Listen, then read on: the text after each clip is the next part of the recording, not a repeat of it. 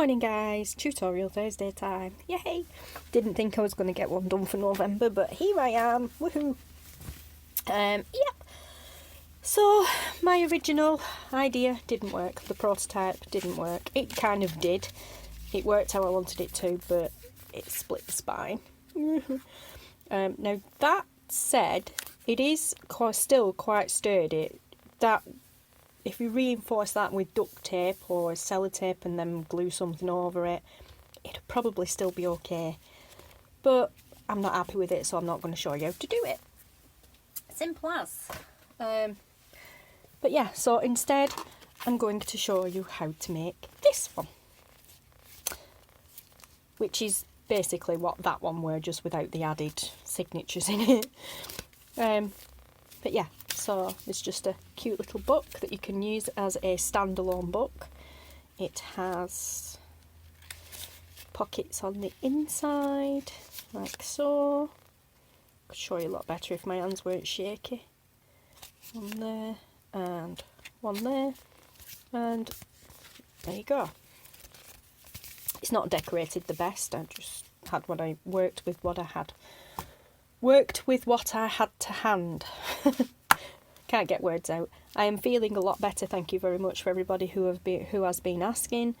Yeah, a week. It took a week to get shut of this stinking cold. Still not 100% rid of it, but better than I was. Anywho, back to the tutorials in hand. This was made with these envelopes, which are UK wage slip envelopes. 3, 4, 5. I don't know if they still even use these guys, do we? Because everything's all digital now, isn't it?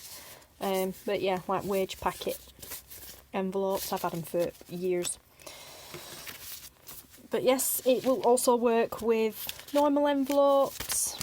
And of course these ones, which are the self-sticky ones, which I've had for that long. They're not self-sticky anymore. The sticky's not longer sticky anymore. But yeah, this was made with these with an alteration because these aren't square. So I did it and then sliced a bit off the end.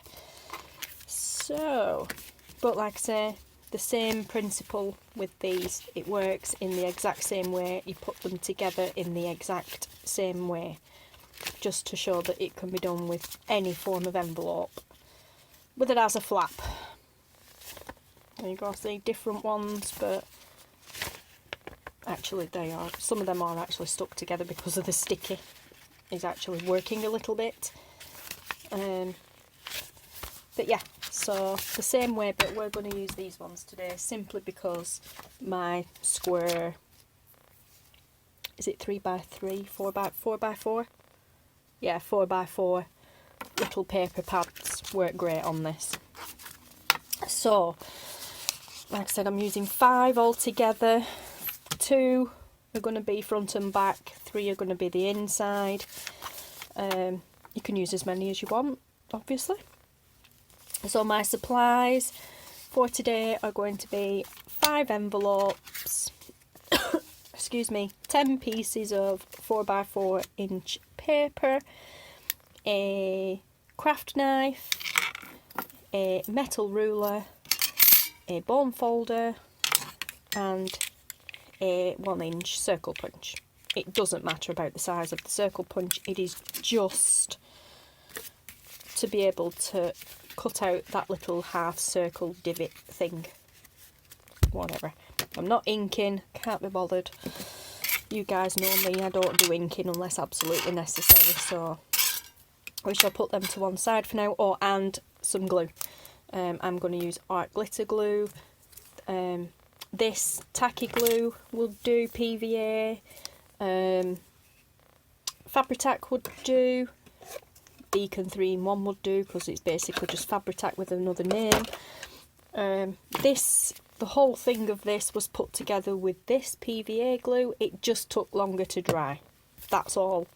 You know, it just took maybe 5 or 10 minutes longer to dry than art glitter glue does, because we all know that stuff works almost immediately. So for the purpose of the video, I will use art glitter glue, but it's going to leak everywhere because I am down to like maybe this much in the bottom now, and when it gets down to the bottom it just volcanoes everywhere for some reason. I don't know why, because it's right down at the bottom. But anyway, yeah, it does. It's really frustrating because I've never had an issue with it up until then. Still haven't got an issue with it now, but this is seriously like the glue that just keeps on giving. It never ever seems to run out. Just when I think I'm almost out, I can't get any more out of it, it volcanoes everywhere and I get another 3 projects from it. Anywho, right, so here we go. So all I am going to do is just, yeah, that way. Right, I'm going to leave this first envelope alone. Actually, I'm not. I'm going to fold that flap back on itself because it can get in the way. And then I'm going to fold the flaps back on all of them. So, just like this.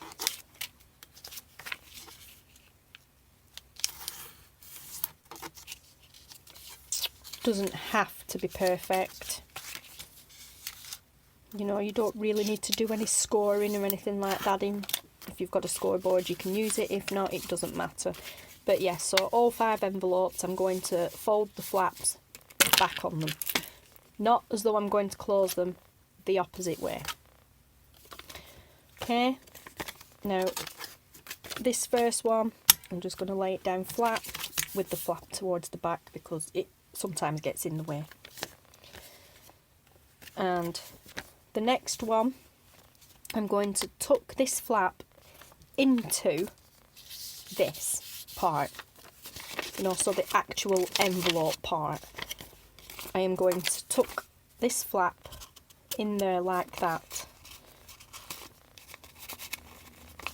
Sometimes it's a bit tricky depending on the shape of your envelope. As far as it'll go up to that line, and then just fold it back on itself. So the next one is now in the same, going in the same direction. Now you can, as you are doing this, you can put some glue on that flap so that when you pop it into place, it stays down. But the way that we are going to, well, the way that I'm going to do this doesn't matter. Note the way I am doing this, it doesn't matter. If you still want to be able to access your pockets from this side, then glue that flap as you're putting it together. If you don't and you're not bothered about it opening here, which is what I'm going to do, it doesn't matter. You don't need to do that step. So we're going to fold it back, and can you see how it's slightly misaligned? Just try and pop it back into place and then just gently remind it where it's supposed to go. And likewise for the rest of the envelopes. Sorry, wrong way. For those eagle-eyed viewers, yes, that is a Merry Christmas cup. No, I don't care, it's November. I love Christmas. You're lucky that I haven't got my Christmas tree up yet. It's normally up by now, but I'm being good this year. It's going up on the 30th.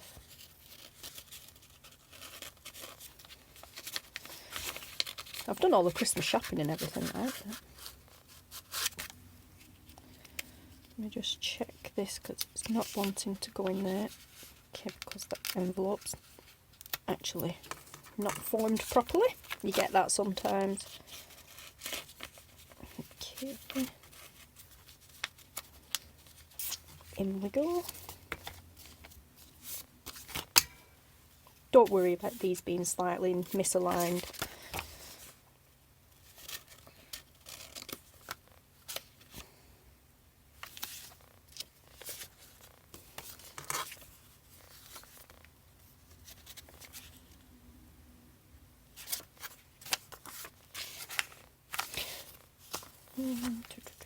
Just let me think.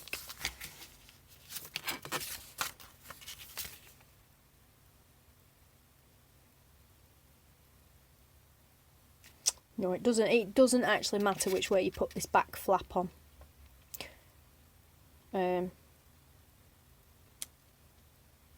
Yeah, because we're going to decorate that bit anyway. but yeah, so just carry on.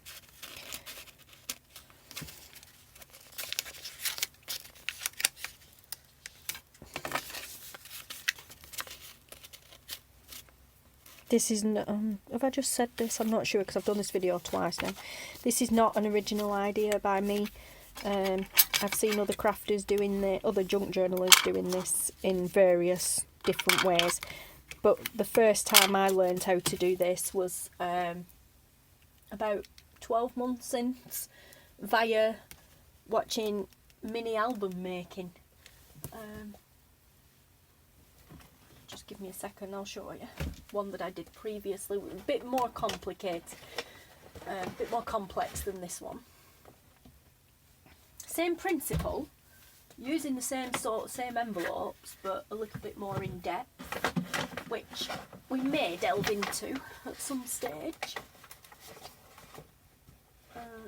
No, I can't find it. Oh, there it is.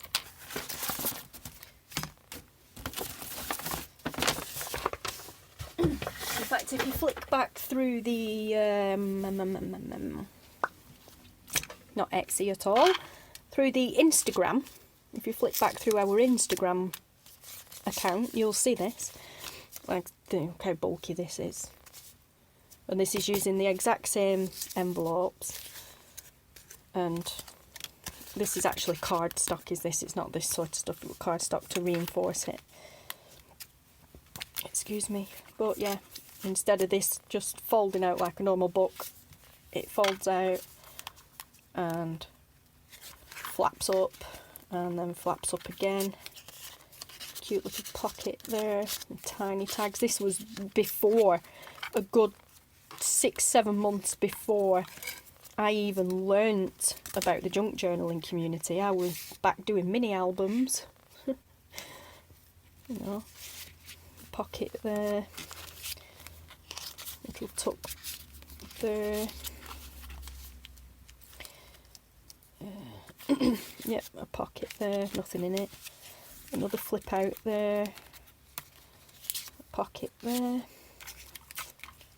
That doesn't flip up, nope. Okay, that one doesn't open either. A flip there. Is that a pocket? Yeah, a pocket there. And then the back page. So yeah, like this is like 12 months since that I did that, following the same kind of basic principle as this one. So like, it's nothing new, it's not an original idea by me. It's one that I learnt a while back when I went back to mini album making. So I'm just gonna try and line these up as best as I can. They're not going to be perfect. And then can you see the flap from the first envelope? Just sitting here doing nothing. We're now going to fold that over all of the other ones to create basically the spine. And glue it in place.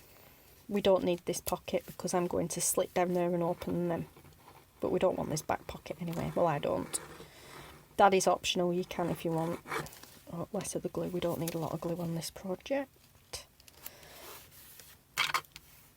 So, there you go. And the basis of our book is now done. So we have the front page with the pocket there, but we're not going to use that. We're going to seal that up and cut it here. And we have another page, another page, another page in the back page. And at the moment in time, as we didn't seal them pockets, this will still move. The flaps, not the pockets. However, like I say, we are now going to rectify that. These little 4x4 sheets of paper are now going to get glued on every page. No, they don't have to be perfect. Not yet, anyway. Obviously you guys take more time doing this, I don't need to because I'm only demonstrating. And we're going to, because I'm going to slice the edge off, we're going to put it as far over that side as we can. So, kind of try and figure out your design, or not. Now, these aren't perfectly square, but these was the best fit I could get without having to chop it all down to size. And I'm happy enough just showing you. But can you see we've got this little bit left? We're going to cut that off later. That's what the metal ruler and the craft knife is for. And I'm going to open up, and this bit here where the flap is, we're going to seal that now by now gluing that down there. Leave a gap next to the spine because you still need it to open and close, so leave a tiny little space like so. But that, by gluing that there, it's going to seal this shut. I really don't know how well I'm explaining this, guys. As I said, I might be over my cold, but my brain's still a bit fuzzy, and you know me and tutorials.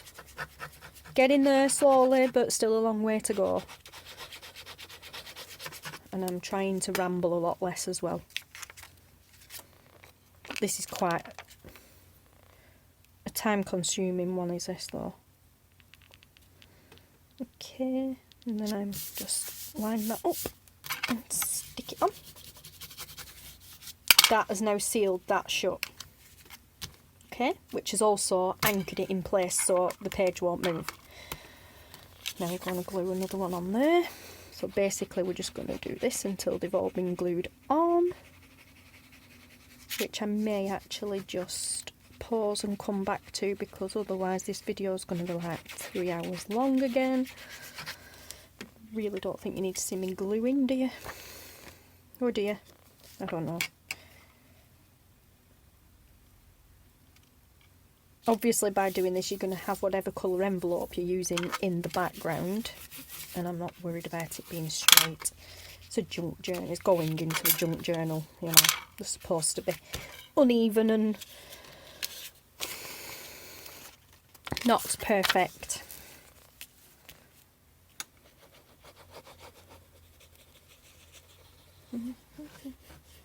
Try not to get too much to the exact edges, because when you burnish you get glue seepage anyway, so you burnish there and it squishes it that way anyway. I can always go back in later and fill in. Just as you're doing it, make sure they are still lined up.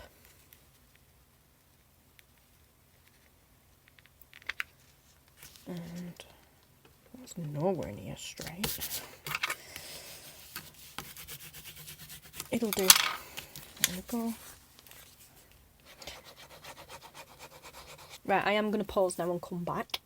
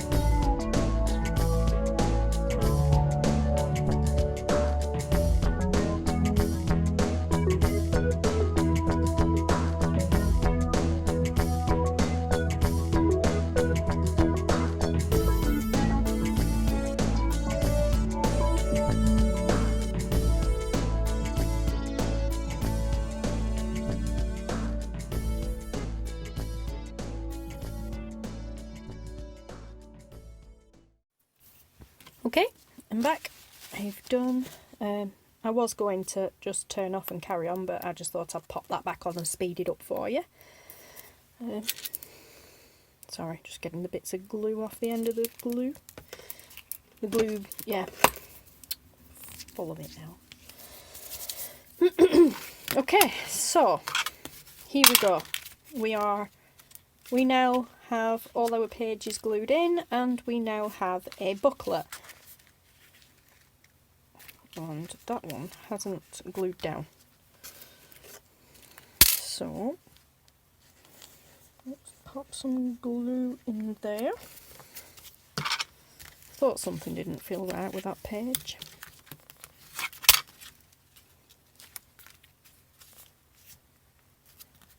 Okay, so there you go. Oh, I'm off camera, but there you go. Now we've glued these down them seams, these pages will not come out now. That one's being temperamental. Never mind. Okay, put the lid back on there.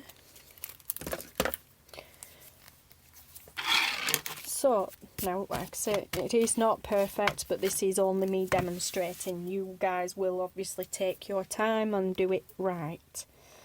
Well, I'm full of glue, so sorry guys, excuse me. Oh dear me. Right, so now we've got these bits here that we don't want. So now what we're doing is metal ruler, craft knife. Be careful guys, obviously disclaimer, these things are sharp. If you are watching this, please get an adult to help. Although my videos are not predominantly aimed at children. I'm not measuring on the mat or anything like that, I'm just going off that. I'm not bothered about where any of the others are lined up, I'm bothered about the front page. Because that's what you're going to see. So, lining it up with the front. Zoom in a little bit. Lining it up with the front and then just a tiny little bit extra. Just a tiny bit over. And then very carefully and slowly I am going to cut away the excess. Watching the fingers as I go. Now for those of you who have asked previously, I am cutting on this mat, this glass mat, perfectly safely because it is not a craft mat. It is a kitchen cutting mat, cutting board, chopping board. Can you hear? It is ridged, it is designed to be using a sharp knife on, it is designed to be using a kitchen knife on, it is a glass chopping board for meat and all sorts. I just choose to use it as a glass craft mat over the top of my two cutting mats because then I can still see the markings. As you can tell, it's a bit frosted. You can't really tell when you're backed out this way. When you're up close you can see it's frosted, but I can still see the lines, I can still see the markers, and whatever I'm using on here doesn't go scooting off when I'm using it. My knife, when I'm using it, doesn't suddenly slip and go that way. It is safe. But I would still advise that you maybe use a proper cutting mat.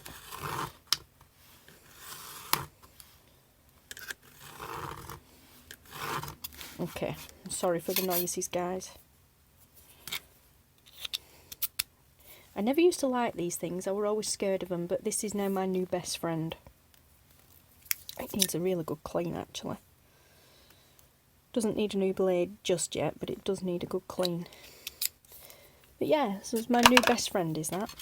And there we are guys. A bit rough and ready, but we have a book. A little envelope book. Woohoo! And a load of scraps. So let's just pop them off to the side. Okay, so we now have a book and the pockets are now on the outside instead of here on the inside, which is fantabulous. Well, it is for me anyway. I don't know what it is about having them in there. I don't like them. I struggle accessing them properly because going off using this one, when I've used this one before, it can be a struggle. Because you've got to fight with this bit here to get in there, and yeah, I just find it easy with them being on the outside. But yes, so now it's up to you whether you keep the pocket open on the front and the back page. Obviously we had to cut them as well because they're poked out too. So I I'm actually going to opt to glue them shut. If you so desire, do the same. All you need to do is just run a little bead of glue just on the edge on the inside, there and there. Doesn't have to be perfect. Like I said, don't get it too close to the edge, because as you're burnishing you get glue seepage out of the edge anyway, as you can see.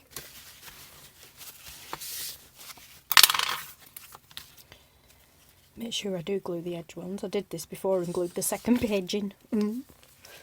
Duh. But yeah, so just a little bead of glue on the inside there. Just, you know, wriggle it around inside somewhere, whatever. But you don't need to. Just on the outside will do. Like close to the edge, not on the edge, because you're going to get seepage when you're burnishing or whatever anyway. That does not look straight whatsoever. It's not.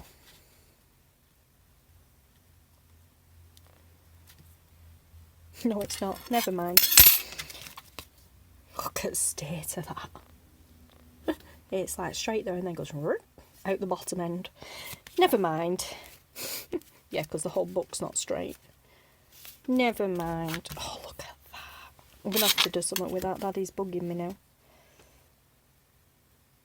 Oh, no, I'll sort it later.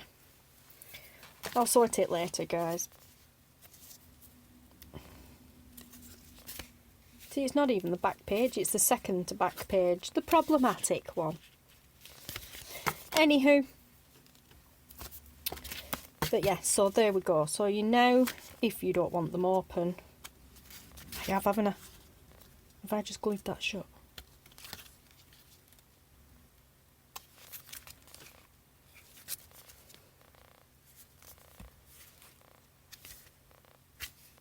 Oh no. That's why it weren't straight, honestly. That's why it weren't straight. Because I have it folded over the wrong way. Do I? Yes. Okay. Oh dear me. Okay, right, this is why we're going to put some little things in here. Now these ones I did separately, but these ones I'm actually going to try and do together. No, I'm not, because it's too thick. Okay, right. Somewhere in the middle. Oh, that was quite big.